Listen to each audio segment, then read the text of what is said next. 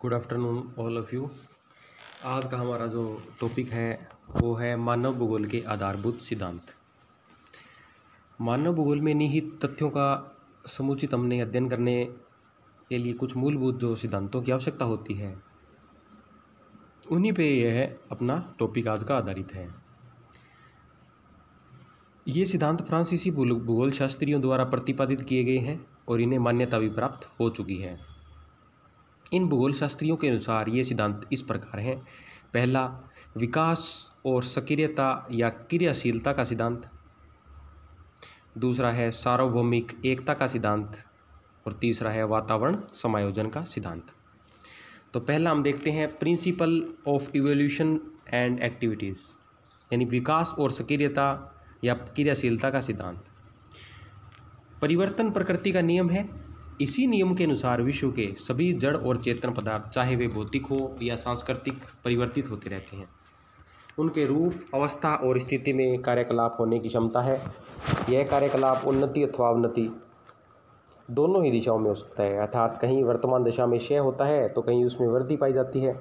वास्तव में कोई वस्तु स्थिर अवस्था में नहीं है, सभी चलायमान स्थिति में है। किसी का उत्थान हो रहा है तो किसी का पतन। जैसे सामुद्रिक जल तल, जिसे ऊंचाई नापने के लिए मापदंड माना जाता है, केवल एक और औसत और काल्पनिक तल है, क्योंकि इसमें भी प्रतिदिन परिवर्तन होते रहे हैं। यह परिवर्तन कुछ स्थानों पर दृष्टिगोचर भी होता है। पर्वत निर्माण क्रिया में पृथ्वी के तल के कुछ भाग धीरे धीरे ऊपर उठते हैं और पर्वत का रूप लेते हैं, तो दूसरी ओर कटाव और अपर्दन अपक्षय द्वारा वो समतल मैदानों में परिवर्तित हो रहे हैं। इसी प्रकार प्रोफेसर ब्रून्स ने परिवर्तनशीलता के सिद्धांत को इन शब्दों में व्यक्त किया कि हमारे चारों तरफ जितनी वस्तुएं हैं वे सब परिवर्तनशील हैं। प्रत्येक वस्तु या तो बढ़ रही है या उसका ह्रास हो रहा है। वास्तव में कुछ भी स्थायी नहीं है, चूँकि भूगोल के भौतिक और मानवीय तथ्य निरंतर परिवर्तनशील रहते हैं। इसी दृष्टि से उनका अध्ययन किया जाना चाहिए।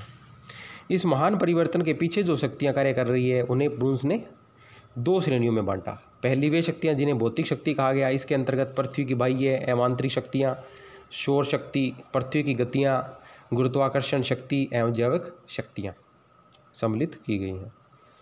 दूसरी शक्तियाँ हैं सांस्कृतिक शक्तियाँ कहा गया। इसके अंतर्गत मानव और उसकी विभिन्न क्रियाओं को सम्मिलित किया गया है। भौतिक शक्तियाँ, पहला, पृथ्वी का धरातल स्थिर नहीं है, यद्यपि स्थूल रूप से यह स्थिर प्रतीत होता है। आंतरिक और बाह्य शक्तियाँ इसको ऊंचा नीचा तथा समतल बनाने में कार्यशील रहती हैं। कुछ शक्तियाँ धीमी गति से कार्य करती हैं और उनके द्वारा किए गए परिवर्तन गंभीर अध्ययन के फलस्वरूप ही ज्ञात हो सकते हैं।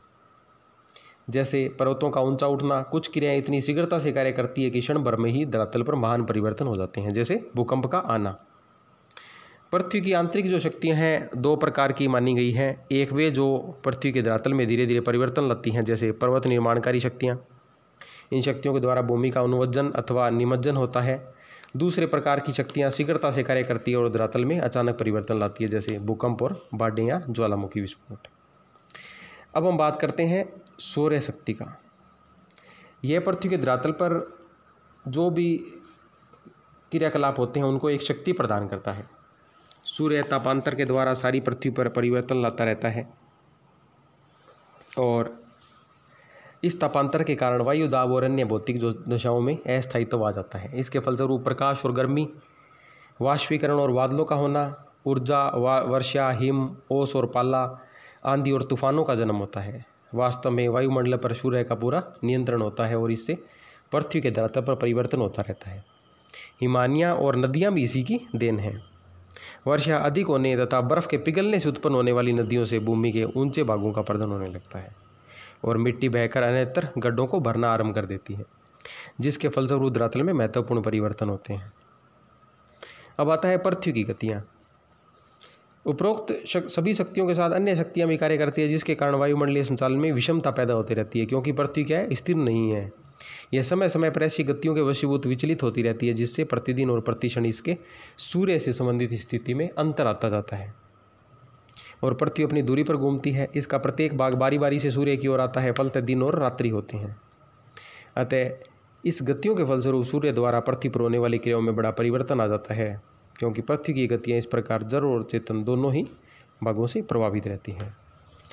गुरुत्वाकर्षण शक्ति, पृथ्वी की ये जो गतियाँ और सौर्य शक्ति असंतुलन बनाने का मुख्य जो स्रोत है, जबकि गुरुत्वाकर्षण शक्ति वो है पृथ्वी पर स्थिरता, संतुलन एवं नियंत्रण लाने वाली है।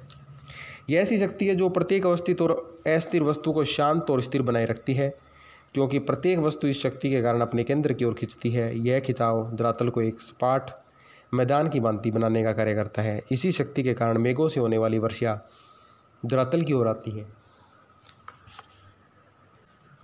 और पर्वतों के शिखर पर होने वाली वर्षा भी नीचे धरातल की ओर नदियों के रूप में बहती है। इसी प्रकार प्रोफेसर ब्रून्स ने गुरुत्वाकर्षण शक्ति को बुद्धिमान शक्ति और सौर्य शक्ति को मूर्ख शक्ति बतलाया है, क्योंकि गुरुत्वाकर्षण शक्ति पृथ्वी पर विभिन्न दाब और घनत्व की वस्तुओं या प्रदेशों के बीच चट्टानों के वितरण द्वारा ऐसी संतुलन की दशा लाती है, वहीं सौर्य शक्ति उसमें बिखराव पैदा करती है। जैविक शक्तियाँ, ये भी पृथ्वी के धरातल पर परिवर्तन करने में सभी को सहयोग देती हैं। पेड़ पौधे अपनी जड़ों से मिट्टी को अलग कर देते हैं। कीड़े मकोड़े और पशु भी मिट्टी को खोदने अथवा घास फूस चर जाने से धरातल का क्षरण या उसमें कटाव कर देते हैं। मानव स्वयं भी वनों को नष्ट कर या खनिज निकाल कर धरातल पर गड्ढों के रूप में विनाशकारी कार्य करता रहता है। उपर्युक्त सभी शक्तियों का सृजित पृथ्वी है। यहाँ ये सब शक्तियाँ एक दूसरे से संबंधित होकर ही कार्य करती हैं। वे पूर्णतः स्वतंत्र न होकर एक दूसरे से जुड़ी रहती हैं। पृथ्वी के धरातल पर होने वाली सभी घटनाएं एक दूसरे से अधीन होकर ही घटती हैं। सूक्ष्म निरीक्षण करने पर यही ज्ञात होता है कि इन घटनाओं के पीछे एक क्रम है, जिससे पता लगता है कि धरातल पर पाई जाने वाली अनेक दशाओं में पारस्परिक संबंध है, जो इन दशाओं में संबंध स्थापित करने में योग प्रदान करता है। जिस प्रकार डेविस ने अपना सिद्धांत बताया था कि बाल्यावस्था, यौवनावस्था और वृद्धावस्था अर्थात संरचना, प्रक्रम और अवस्था का परिणाम को स्थल रूप होता है, उसी प्रकार जो विकास क्रम है उसके अनुसार भी जो शक्तियाँ उसे उभार या ऊंचाई प्रदान करती है किसी स्थल रूप को, तत्पश्चात एक स्थान में वह वापस मैदानी इलाके में भी परिवर्तित हो जाता है। प्रकृति का यह चक्र प्रत्येक पदार्थों में चलता है। उदय के उपरांत अस्त और अस्त के जन्म के उपरांत मरण सृष्टि का आदि नियम है। अतः मानव समाज के साथ साथ जो जैविक शक्तियाँ हैं, इनमें मानव सब में भी वनों को नष्ट या खनिज निकाल कर धरातल पर गड्ढों के रूप में विनाशकारी कार्य करता रहता है।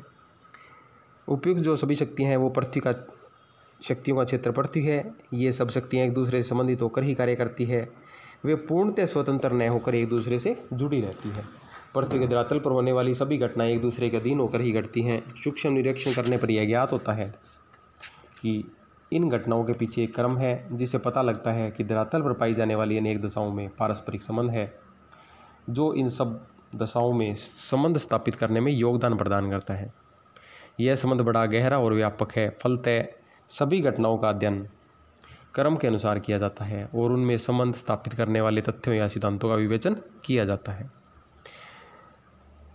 प्रत्येक जो जड़ और चेतन पदार्थ का इतिहास है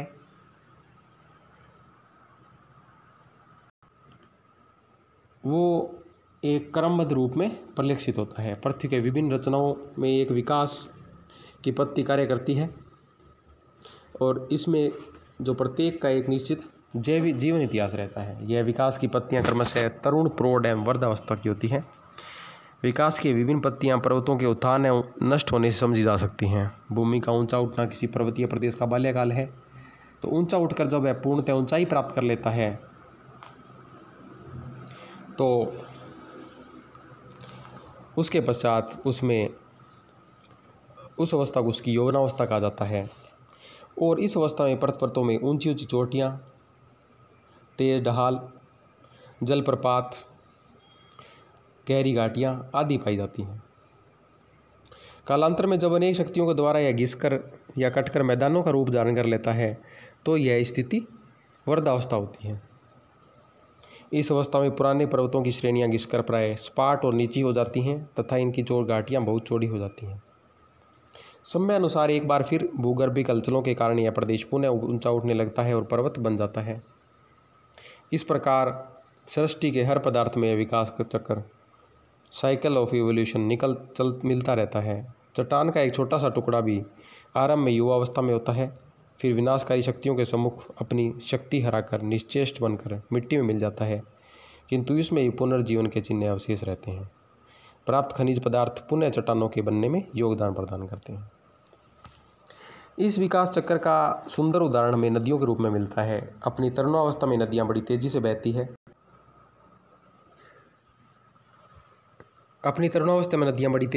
है। और इनका मार्ग टेढ़ा मेढ़ा होता है, किंतु मैदान में प्रवेश करने पर वह शांत हो जाती हैं और बड़ी धीमी गति से बहती है तथा अपने अपवा क्षेत्र में नए मैदानों का निर्माण करती है। यही इसकी प्रौढ़ावस्था है। जो है डेल्टाई भागों की ओर बढ़ती है, इसकी गति बड़ी मंथर हो जाती है। इसकी शक्ति के क्षीण होने का प्रमाण यहाँ जमने वाली मिट्टी से मिलता है। नदी क्षीण प्राय होकर समुद्र में गिर जाती है। यही इसकी वर्धावस्था का सूचक है। वायुमंडल में विकास चक्र की अवस्थाएं मिलती है।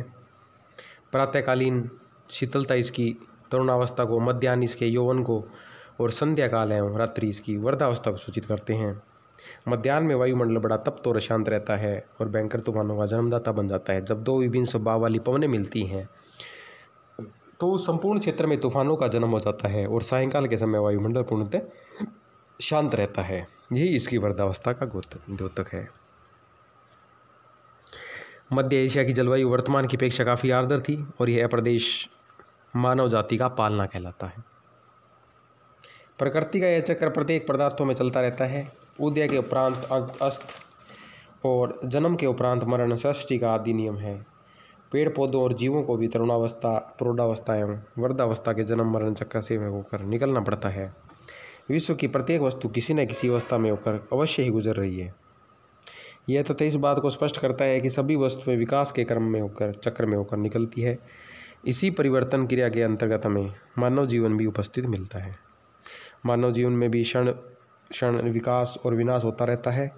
उसका रंग, रूप, आचार, विचार, समाज, धर्म, व्यवसाय और संस्कृति बदलते रहते हैं। मानव का जन्म और मरण दोनों ही परंपरागत सत्य हैं।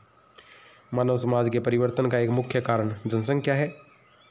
जनसंख्या की वृद्धि के कारण मानव अपनी आवश्यकताओं की पूर्ति के लिए जिन विभिन्न क्रियाओं को करता है, उन्हीं से उसकी संस्कृति और सभ्यता का विकास होता है। आरंभ में जनसंख्या कम होने के कारण मानव की आर्थिक क्रियाएं बहुत ही सीमित एवं संस्कृति का स्तर निम्न था, किंतु जनसंख्या में वृद्धि के साथ इन दोनों ही बातों में महान परिवर्तन होते जाते हैं। वर्तमान मानव समाज के अस्तित्व के लिए अनेक अवसर एवं अवस्थाएं उपस्थित रही हैं। अतः जो हमने इस प्रकार धरातल पर जो विकास है, विनाश की क्रियाएं हैं, वो सतत परिवर्तनशील हैं। मानव जीवन की सारी बातें पार्थिव वस्तुओं के सदृश कभी स्थिर नहीं रहती। मनुष्य का उसके भौतिक और सांस्कृतिक वातावरण से कोई निश्चित संबंध नहीं है।